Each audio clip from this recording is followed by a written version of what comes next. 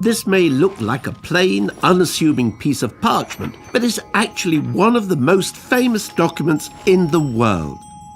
Magna Carta, meaning the Great Charter, has inspired people across the centuries, from Thomas Jefferson to Mahatma Gandhi.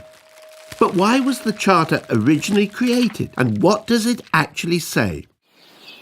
Let us take you back to medieval England. It's the year 1215, and the ruler is King John. Many people believe that King John was one of the worst kings in history. He imprisoned his former wife, he starved his opponents to death, he allegedly murdered his own nephew, and pulled the beards of the Irish chiefs. King John had imposed heavy taxes on his barons in order to pay for his expensive foreign wars. If they refused to pay, he punished them severely or seized their property. The barons demanded that King John obey the law. When he refused, they captured London and John was forced to negotiate. The two sides met at Runnymede in June 1215.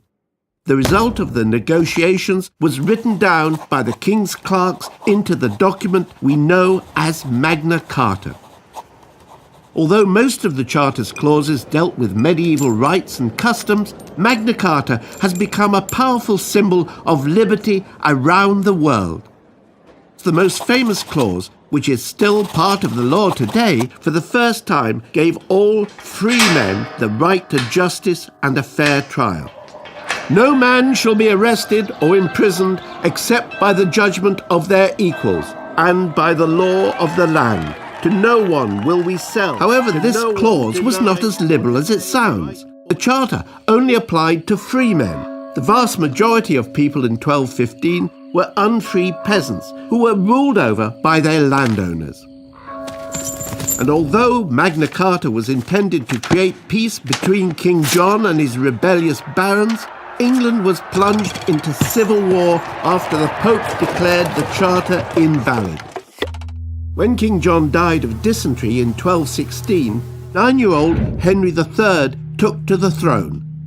To keep the peace, Magna Carta was reissued several times during the 13th century, until it was finally made part of English law.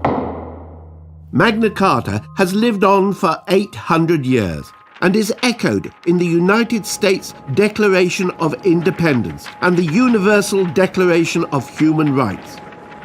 Perhaps Magna Carta's most important legacy is that everyone, including our leaders, must obey the law.